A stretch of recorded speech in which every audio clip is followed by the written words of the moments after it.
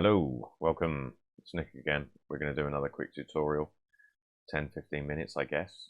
I'm going to build some realistic looking grass, which is really useful. I built this before I bought any add-ons like Botaniq or Scatter. I needed some grass before I had these add-ons, so I made my own.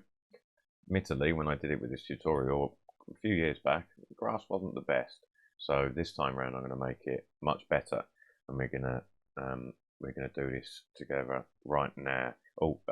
Remember as well, or not remember, link in the description is for the texture which we're going to use for the grass. So grab that and then you'll be all set. And if you don't mind, like and subscribe. Sweet. Here we go. So this is the grass that we is going to make. It's pretty nice. It's pretty cool. It's just very random. Just a lot of random is what makes the grass look good, as long as it's very random, you know. Okay, so let's get cracking. So I'm going to add a plane because this is going to be the first of our blades. It doesn't matter about the scale for now, and I'm just going to drag that up and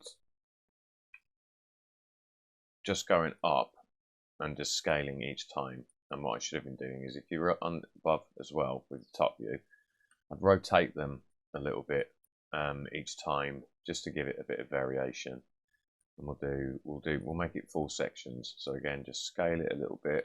I'm going to rotate it a bit again, and I'm going to rotate that a little bit. And then what we do with these last two is, if we go to mesh, merge at center, we only really need a triangle at the top. And what I should have done actually as well is just move some of these bits around, you know, make it look a little bit less the same. And then actually I'm going to taper off that edge a little bit at the bottom. Okay, so that's blade 1. I've got 3 windows. I recommend you get 3 windows as well, because it's way easier. Because we're going to need a UV editor and a shader editor. So in your if we nip to render that view, never remember the names.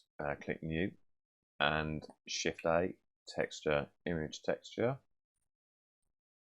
and if you open and point it to wherever you saved that image I mentioned, just drop it into here, and then we'll need a texture coordinate as well. Blast, Shift A, input texture coordinates, and put that, take the UV from that.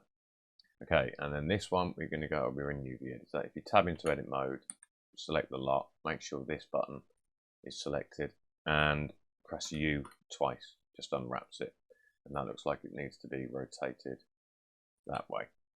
And what we're going to do is we're just going to put all these points so that they sit inside the graphic, so we won't need to worry about transparency or anything like that.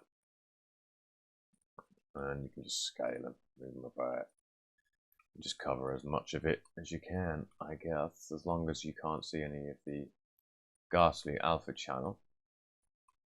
All is well. And we're going to do this a bunch of times. I'm going to do one more to show, just as another example, and then we're going to reconvene.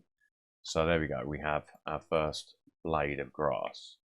And if we Shift D and just duplicate that and just move the points about, make it look different, actually make it look very, very different heights, different rotations. I'm just going to rotate that on the Z a little bit, rotate that on the Z a little bit, something like that. And then in the UVs, just pick a different bit of the texture. So now we can use this one as well. So as I say, this is the same process that you can follow. I'll pause the video in a second, but you can follow this. Just duplicate the shape, model it a bit, and then change to a different UV. And also do a smaller one that's this, because we're going to use that. All right, I'm going to pause it, and I'm going to make another 6. So make 8 altogether in a line. All right, pause. Okay, so there we go. I've got 8 now, including one of the little brown ones, which is covering this UV. And as I say, the important thing is there aren't any angles that look about the same, because when these are repeated a lot, you'll really see some repetition. So these can be edited afterwards. But what we're going to do now is with each one of these, in fact, we can do this. Let's take our UV editor, put that back to 3D viewport, and just go directly above.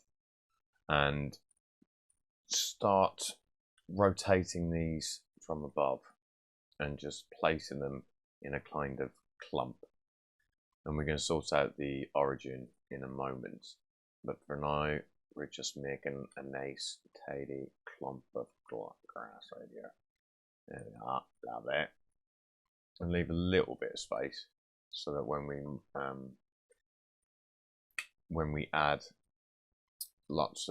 duplicate a lot of these groups, we've got space to fit bits in the middle as well, like that. Okay.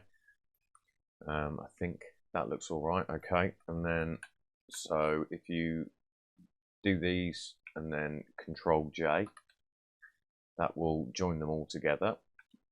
And what we need is this origin for this whole group to be a little bit higher than the plane that we're going to sit this on, because at the moment this is at the bottom of the origin, is at the bottom of the grass, so that might cause problems. So the very quick way to fix it in edit mode, any of these, just drag it to leave a little bit above the bottom, select one of those, press Shift S, cursor to selected, tab out of edit mode into object mode, and then object, or set origin to 3D cursor. So now the origin for this grass clump is there, and that means this will be under what we set it to scatter, and this will be above.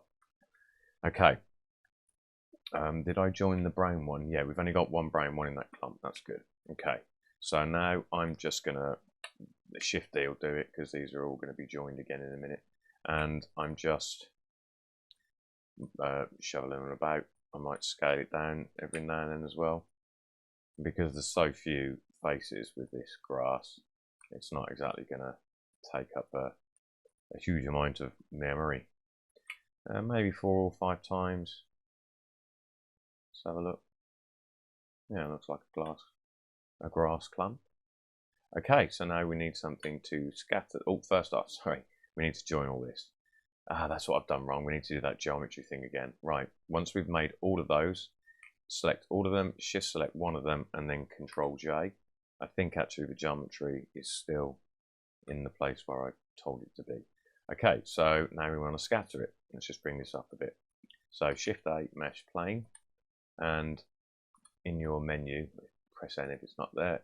Let's put the scale to 20, 40. Okay, that'll do. And then we need to subdivide this plane. 1, 2, 3, 4, 5, 6, I guess. And let's just give it a brown, non-reflective material with some kind of dirt, specular all the way down, roughness all the way up. Indulger, lovely. Okay, so right, so now we've got this plane subdivided in a nasty brown. If we click on our particle settings and then click plus hair, and then click advanced, and under render you've got render as. We want object. Let's call our grass. Where's our grass clump gone? Where's I've lost my grass clump. There it is. Where's that? It's miles up. Okay. So let's give that a name, grass clump. There we go. So on this, back onto our plane, into our particle settings, under render, we want render as object, and then click this box, instance object, grass clump. And that may, I'm just going to turn off my overlay, probably a bit large, so I'm just going to, might as well scale down the grass clump itself. Okay, and then let's just add a few more. So click on the plane again, and under emission number, let's do 15,000. Is that 150,000? 15,000. All right. So we can see straight away. No, actually, before we just edit this, click your plane. You don't have to do this, but this is just so you can see a bit of undulation in the plane itself that the grass is sitting on. So I'm just going to add a displace to the plane. I'm going to click new, take that down, and put the strength at 0.2. And in my texture properties, I'm going to clothes, make them larger under size. I just want a bit of undulation, don't I? And then I'm going to click, go back to my displays and Control A. Okay, so here's our field, and it's all very similar. So back into our particle settings, you've got rotation. If you clicked advanced, you've got rotation here, and this put the phase, just move the phase a little, and then crank up the randomized phase. And already you can see it's a lot more random. Where are those other settings? I've completely forgotten where they are. Bear with me. Right. Okay, so now we want scale. So it's at 0.05. Scale randomness. I'm going to take this up to 0.8. I like 0.7. I like a fair bit of randomness in my grass. Now, where's that jitter thing? Right. Find it. Sorry, I always lose it. Under emission at the top here, you've got source. That was collapsed. And then click tick even distribution and just jittering them out. Just crank that up as well. Clearly, we just might need a bit more grass. So emitter, I'm going to put in 20,000. That's about right, isn't it?